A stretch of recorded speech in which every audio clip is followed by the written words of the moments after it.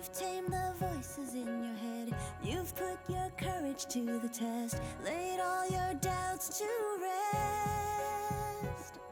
Welcome to Intuitive Queens podcast. I am your host, Mara Marchesi, aka the Intuition Queen, and I am so excited to be back here. I started my career as an intuitive and creative coach, and I became a lot of other things.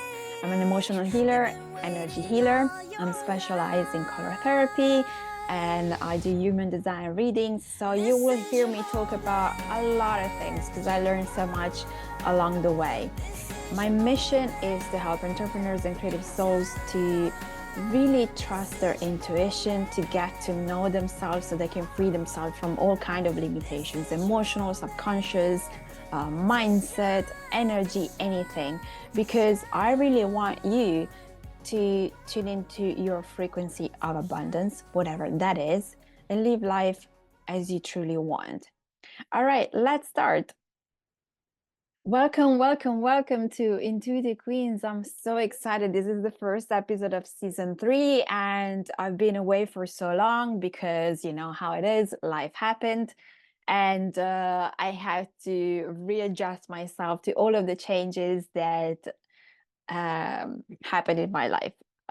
If you listen to the last episode of season 2, and mainly to all of season 2, I was in Italy because I had moved back there, and now I am back in London. So a lot of has changed. There is a lot that I want to talk to you about, but I figured that as a first episode of season 3, I want to share a little bit my story and why I started to do what I do, because this is what I normally ask my guests.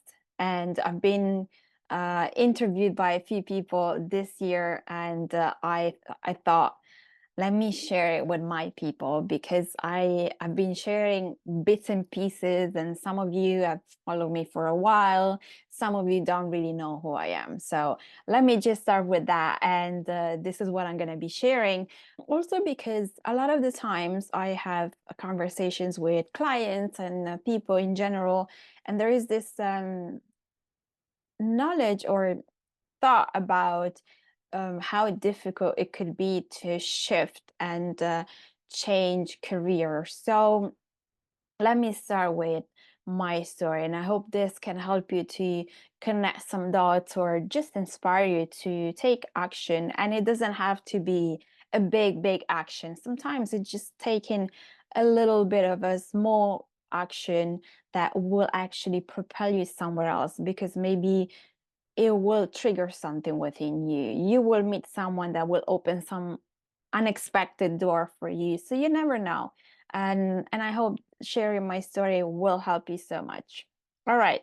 So when I talk to clients, oftentimes one of the things that seem to be very difficult is to actually have a vision of yourself doing something different. The majority of people that I work with are either entrepreneurs or people that are working in corporate and that are really dying to shift and do something that is more fulfilling. They got to a point where they're just going to work to pay the bills, but there is no joy anymore. There is no fulfillment. Maybe the job has also become boring because it's always the same, and you just get to a certain point in life where you need to do something that is meaningful. And I believe this is what we're all here for. And some of us find it first at the beginning, some of us find it afterwards. It really depends where your life has been going so far. And one of the things that a lot of people struggle with is that vision. And I am going to share something that I'm not sure I shared before, but I truly believe that what we are meant to become, it's already within us. And sometimes we forget about it. Sometimes we don't think about it. So I grew up in Italy, from a normal family. I had no exposure to self-development, to wanting to better your life and things like that. If anything, I grew up in a family that thought that we were, what we were. We didn't have a lot of money. We weren't poor, but it was kind of like that situations where my parents would just get at the end of the month with very, very small savings. If anything really bad happened, would have had to happen to us when I was younger, I don't know what we would have done, because really there wasn't that much money saved. It really just was the bare minimum for some things. So I grew up with the thought from my parents, this is what you are, so that's why you need to get a job and create a life that means you have to find a husband. You need to meet someone, you have to find a husband, and then you have to have kids, and this is your life, and this is what it's going to be. Which was always in contrast with what I felt was the life for me. And I don't know why I felt different. I felt different because, for whatever reason, I had this vision of me having an important career and traveling the world and doing different things. I never really saw myself being the wife with kids that stays home like my mom was. And so it was always really annoying and challenging for me to see myself in that picture. It wasn't my picture. And when I was about 11 or 12, something like that, I had a dream at some point that I was on stage and I was speaking in front of people. And the only thing that I remember, that vision, that dream really stuck with me for so long that I'm still talking about it now. But it stuck with me because the feeling that I had while I was on stage was amazing. And I remember we were having conversations with our teachers about what we wanted to go. So in Italy, between 11 and 13, you do what, I don't know what's it called here, but you go to, I guess, secondary school, and then you go to college, and then you go to university. So when you are about 14, 13, 14, you go for 5 years to college, and then you go to university.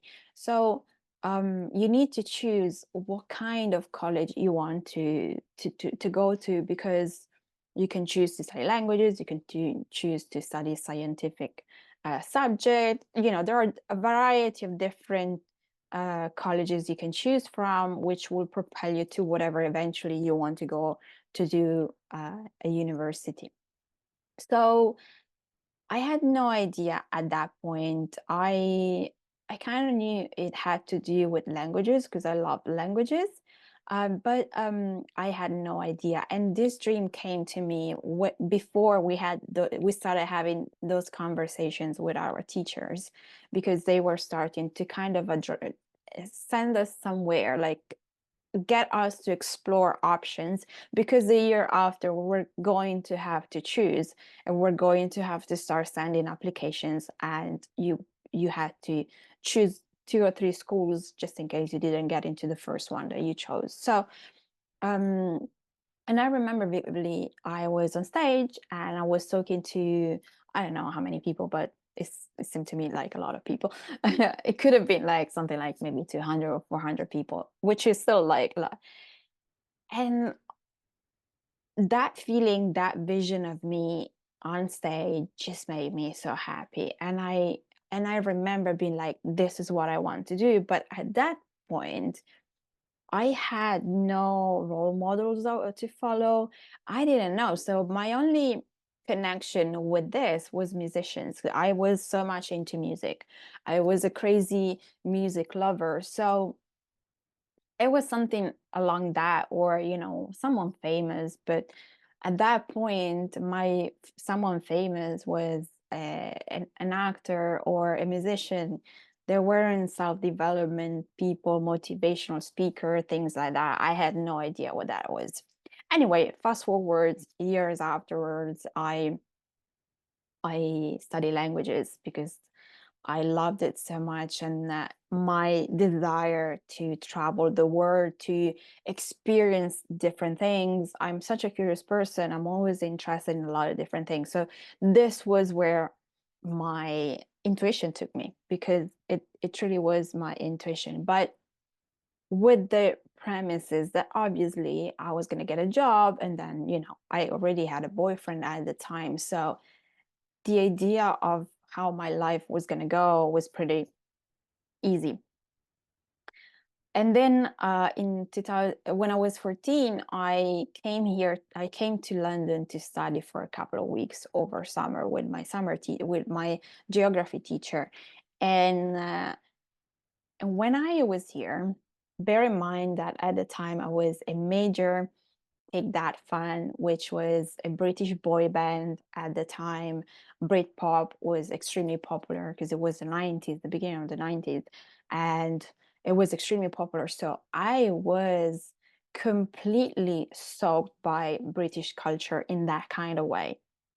I was a Take That fan. I was an Oasis and Blur fan, and all the Britpop bands and all of that. I was crazy about it. So me coming here to study for a couple of weeks over summer really became it really triggered my soul to help me understand where I needed to be in my life.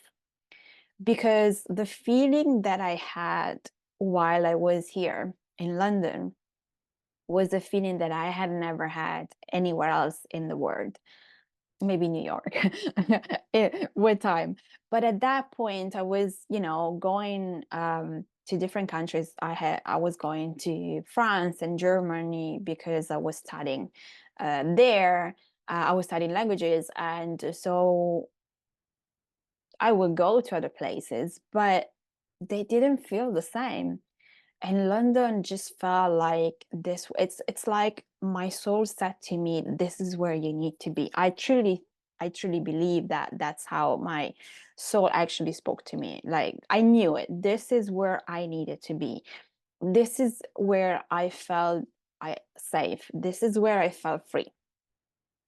But bear in mind that at the time I was 14. So I came home to my mom and I said, "Mom, when I turned 18, I will move to London." And she was like, "Yeah, okay." And that was it. But that wasn't it. That desire stayed with me over and over time. Like there wasn't a moment where I wasn't thinking, but obviously at the time I was young. And then as I turned 18, I was still finishing to study. And when I finished to study, um, since I couldn't go to university because my parents told me, if you want to go to university, you pay for it. And my body went into shock straight away. Like, no, no, no, no, no. And the reason why I didn't do this, a lot of people study, and with my parents' income, I could have got, some help from the government. But my body said no, because growing up with a narcissistic mother, I was constantly disturbed in everything that I was doing. I didn't feel safe to stay at home. I couldn't feel quiet when I was studying. There was always something going on in my house, that the thought of me studying and then working just made me realize I would have not been able to study and go to university in the way that I wanted to. And also, it just felt way too heavy for me to do. So I went to work. And so I started the path that everybody starts. I went to work, I found a job, and then I changed a job, trying to always better my life and get a better job, because obviously that's what you do. And then I started to study in the evening. Once I had been working for a couple of years and I had a few money saved and my salary was good enough for my age at the time, then I started studying in the evening, and I started studying communication and marketing and sales management. And I was working as a receptionist in an advertising agency, and I became an accountant in another advertising agency. So working at the end, studying the evening at the end paid off anyway. And I believe it helped me to actually understand what I wanted to do, because I realized I wanted to work in advertising, because I ended up being a receptionist in advertising. And I was helping a lot of departments with a lot of different things.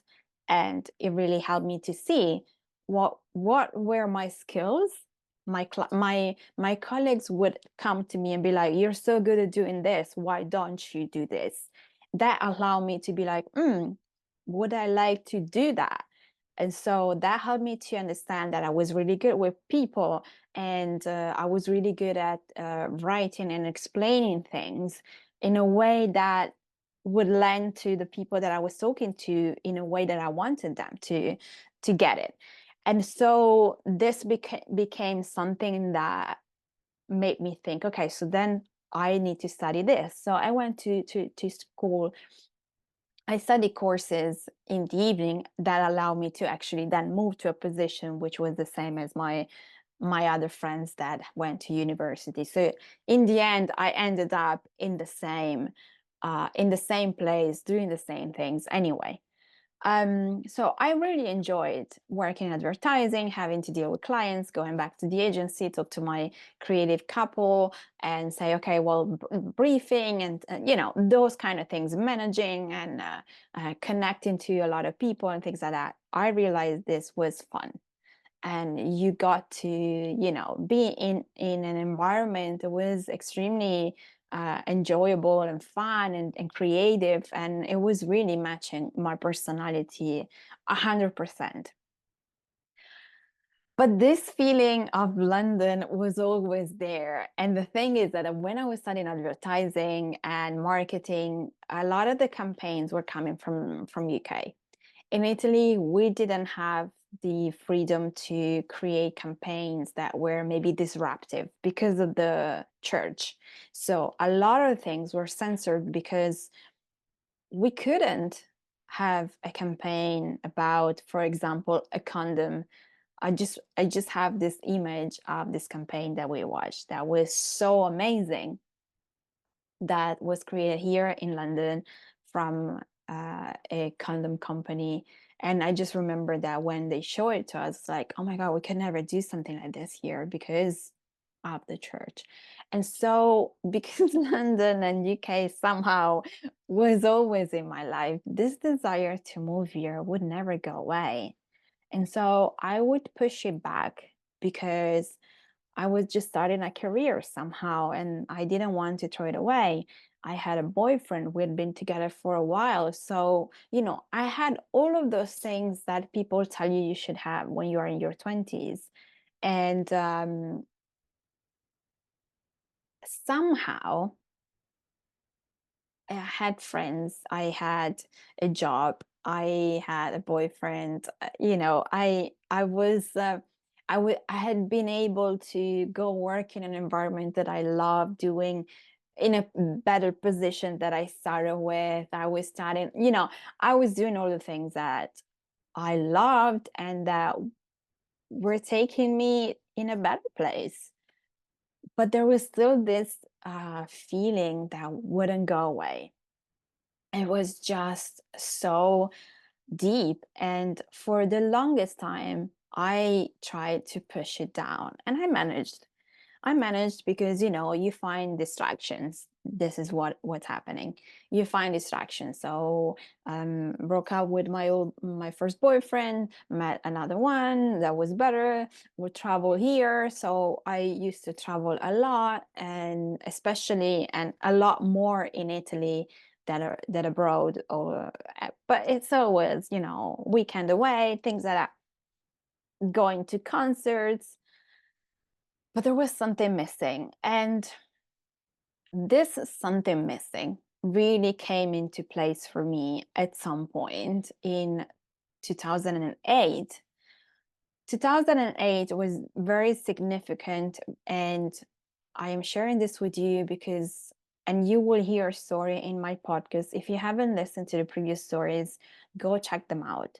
Because a lot of my guests share this particular situation that happens to every one of us when we really need to make that decision that makes us happy.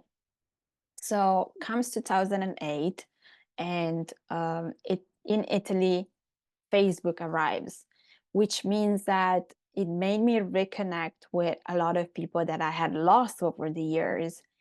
And in that year, I had changed job and I had gone to work for this company called Mondadori, which is an editing company, which was good for my CV, but I hated it so much.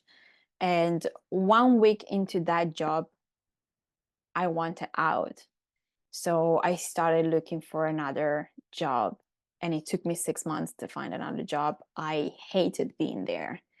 Um, and my boyfriend, things were going well, but it was that kind of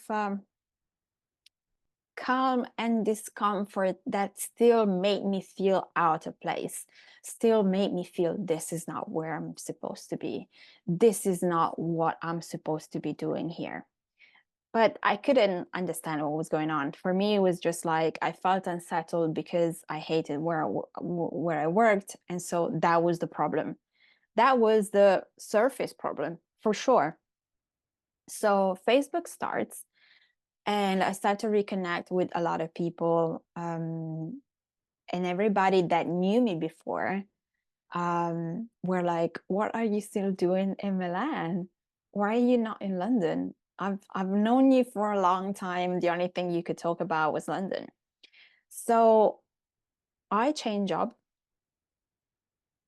I feel better. I'm happier.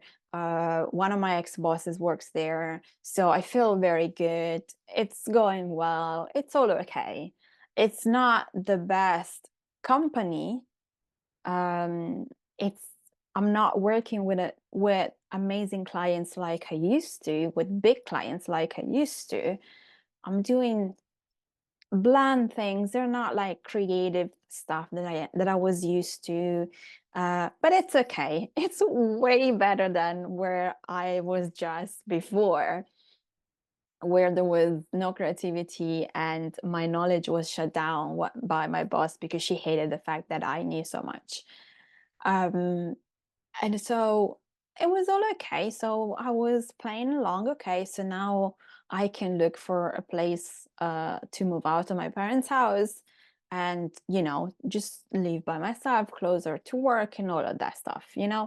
Uh, I can start to move forward in my life like you do. Like you move out of your parents' house and then eventually you move in with your boyfriend and then whatever. This is where I was at. And Facebook starts, I reconnect with a lot of people, and everybody's like, "Why are you not in London? Why are you not in London? Why are you not in London? Why are you not in London?"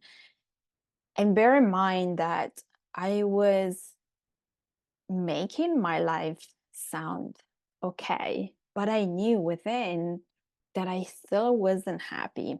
I still didn't feel fulfilled. I still felt there were things missing in my life. I still felt some things were boring. And with all of those people starting to ask me, "What about London? When was the last time you went there?" So I used to go there quite often. I was going there for concerts with my friends. I was going there every time there was a weekend. Let's go to London. All of this started to kind of push around and started to amplify this feeling within that I had buried so much. So comes 2008 and I am dissatisfied. But bear in mind, I have everything on paper. I have pretty much everything. Yeah, I'm looking for a place to be, which is, something excited to be looking forward to. But that didn't excite me that much. And I couldn't find the right place when I was looking with a colleague of mine and I couldn't find the right place.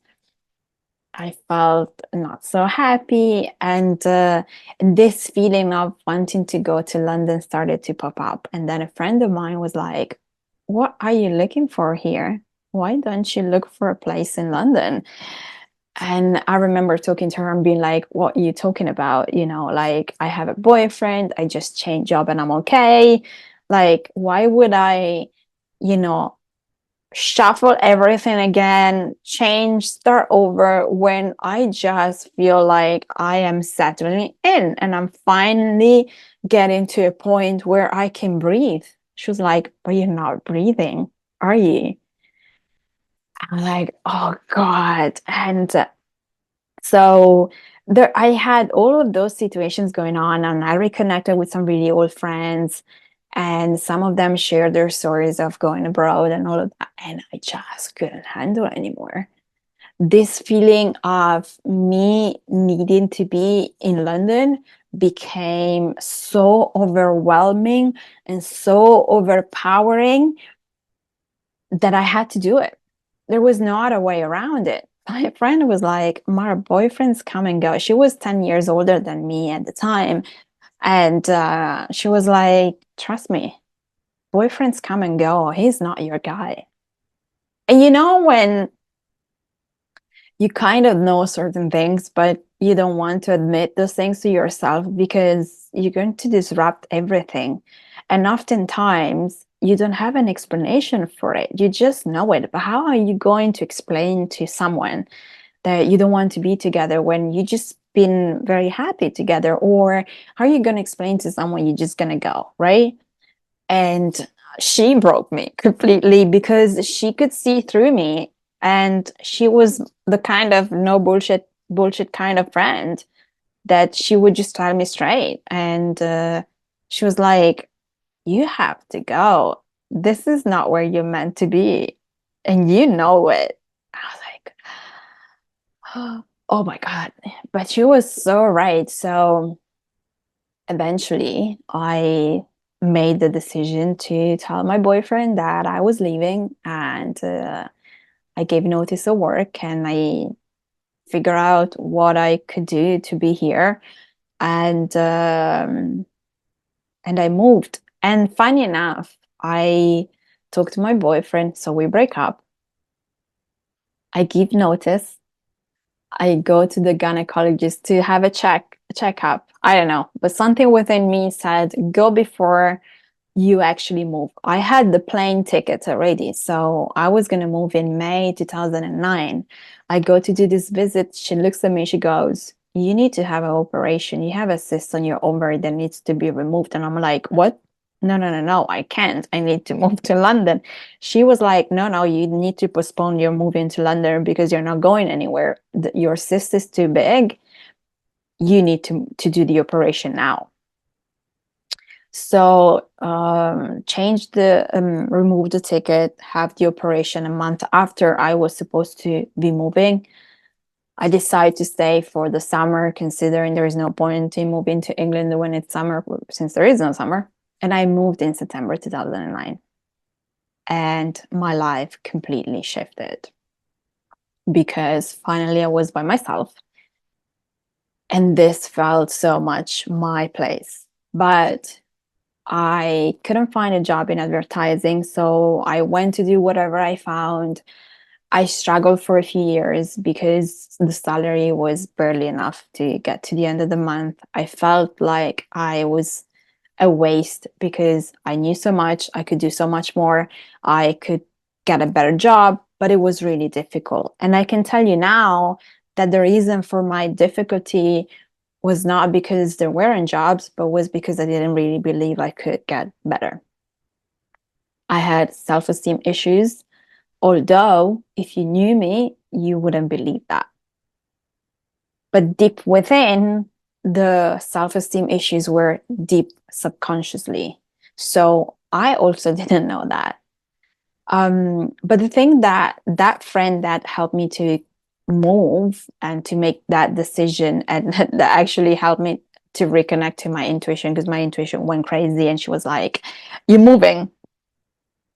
So when I decided to move, I went around to say goodbye to my friends. And this friend, particularly, she said, "You need to read this book. It reminds me of you. Please read this book and keep it with you when you move to London." And that book was The Secret. And that book helped me to move forward in my life in the first few years here in London, where I was doing a job that was fun but couldn't pay the bills, and for the universe. I was always getting some other jobs coming my way to get to the end of the month. But that job is what may introduce me to self-development, to the concept of the law of attraction, to the concept that your mind is powerful and you can change your life with your thoughts, to the concept that gratitude will help you get more of what you want, of the vision board and all of those things. I became obsessed with it. Like all of the, not all of the people that are on the sticker, but I started to follow John Ashraf, and Jack Canfield was a big one for me.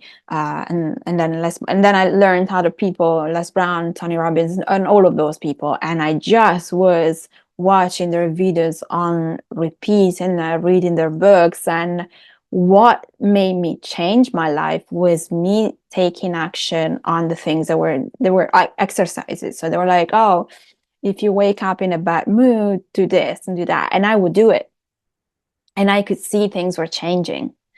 I could see that, with gratitude. And that's how I started a journal. And that's how I started to have a gratitude list. Things were shifting. I was also very happy to be in London. So despite all of the challenges that I was facing, my energy was high because I loved being in London. I was working at Tate Modern. It was a fun environment. I was meeting a lot of people. I was here living my dream of meeting people from a variety of different cultures, a variety of different places, and doing the things that I always wanted to do, go out, have fun, explore. And here you could do it without having to spend that much money. And so it just was exactly what I wanted. I tried to get back in advertising, and after 8 months, I stopped because there was no point. Here, everything was faster. Everybody was using social media already as a campaign. Italy was behind in that, so I didn't have that much experience. I thought that speaking four languages was a plus. Everybody here spoke more than one language. Like all of the things that I thought that were a plus weren't. And so my confidence really was what got me out of it. But at some point, what happened was that people would come to me because I'm a bubbly personality, always happy, I wouldn't talk about my problems with people unless they were really good friends. And so everybody would see me with a smile on my face all the time, also because my job required me to be, like that. And so they will come to me and I will be like, oh, come on, smile. I will always find something positive to say. And that will shift their day. And so people started to come to me because they wanted to feel better. They would tell me, like, Mara, whenever I see you smile. And if I'm having a shit day, I'm like, oh my God, I'm seeing Mara, so I need to smile too. You shift my day just by being you. And I was like, oh my God, it's amazing. But nothing clicked for me at that point until a couple of people started to say, Mara, why don't you become a coach? Because, I mean, this is what people say about you. And I was like, yeah, but those guys are millionaires. I'm like just barely getting to the end of the month. How am I going to do that? And my friend was like, you don't need to be a millionaire, but you can just do this job for you and, make the money that you make. I was like, oh. The thing is that what I realized that I loved having people come into me to ask me for advice or simply telling me that whatever I said made them feel better. I would have people coming back to me a few days afterwards being like, oh, I did what you suggest and it actually worked. Thank you so much. And simply hearing that made me feel so good. So when those friends started saying this and my brain started to work, I was like, oh my God, yes, I need to be a coach. I want to be a coach and I want to be a coach. And this thought was in my mind now. But the reality of money was still a struggle. And so I was still just not really investing my money because I didn't have any. And so when I managed to get into an office job and get a little bit more money, I wanted to enjoy this little more money. And so we use it to go on holiday or to buy stuff. And I kept, trying to, I got lost in what I could have, and I was surrounded by all of those friends at that point after a few years here. I was surrounded by all of those friends that had masters and MBAs, and therefore they had big positions in big corporates. And I was feeling like a small fish in a big pond, and I kind of tried to hang to that. So instead of using my money to invest in myself, I was using my money to go to on holiday, to go to dinner in that expensive place because I didn't want to feel left out, because I felt like I had finally found a group of friends that made sense to me where I wanted to go that way. What I was doing was, changing job to get a better position, to make more money. This is where I was going. But the job that I was doing wasn't fulfilling. I became really good at it, yeah, but it didn't give me that joy. It was a tiny little bit because I'm a problem solver by nature. If there is a chaotic situation, I'm able to resolve it, to clarify. It's my energy. If you look at my human design chart, if you look at my color chart, it says this about me. So naturally, I became really good at doing a job where I could use the skills, where I could use my natural energy skills. And so I was just in that rat of, okay, let's apply for this, let's apply for that, let's make more money for this. And then my dad passed away in 2015, and that broke me and scared me to death, because that's when I realized that I had to make my life happen. I had to make my dream happen. I didn't move to London to just do what I would have been doing in Italy. Yeah, fun and different people, but I was doing the exact same thing, chasing the thing that I was chasing in Italy. And I was like, I came here to create the life and that vision of me when I was 11. So what am I doing? So the year after, I signed up to my coaching academy, and that's where my journey began. From there, I started doing healing, and I learned about a lot. I had already friends that were doing some healing stuff, and so I knew some stuff, but I wasn't into it. I was into self-development, but not into healing, not not that much into spirituality. I was, a believer of the universe rather than any religion and stuff. Um, because I had read The Alchemist from Coelho when I was in my 20s. But it was tiny little pieces of things, it just didn't click for me up until I got so scared that maybe things would shift. My dad passing away was the dark night of the soul that I needed to wake up and to stop pursuing something that was what normally people wanted to pursue, but it was never something that I had wanted. I didn't want to do an office job where you are forced to do what other people tell you, where you're dealing with people that are not honest with you, that, it wasn't what I wanted, but I was trying really hard because I wanted to get to a certain point. Because at that point, I was so lost that I thought that was the thing, and that really scared me because my dad was 70, and although he had heart problems, I didn't really think that was going to happen. And so then I started thinking, what if something happens to my mom?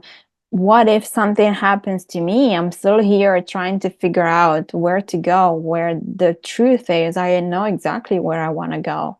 I want to be a coach, and I want to help people, and I want to be free to do it when I want, where I want.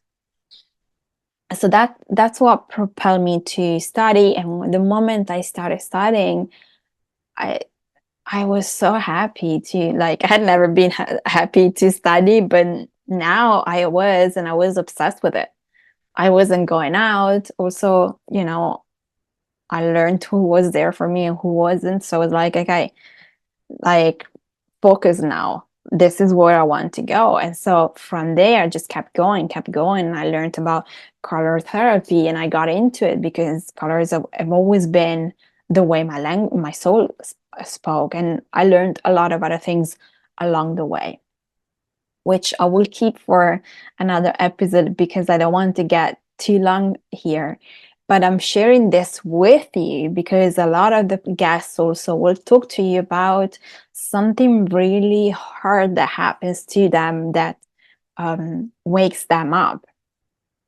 And if you are into this space and you're already maybe taking some sessions and things like that, I really encourage you to do some deep healing because I had no idea at that time. I was just dipping my toes into it. But like if I had woken up before, sometimes you just need to go through your own journey. My own journey meant that I needed to go through what I went through to wake up and realize I needed to make my life happen.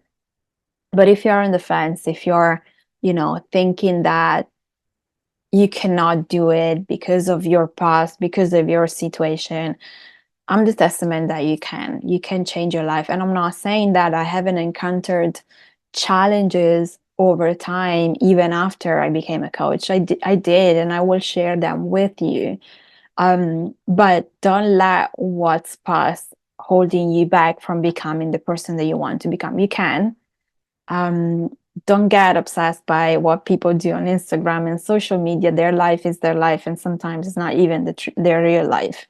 So, if there is something that is calling you, go explore that, whatever that is.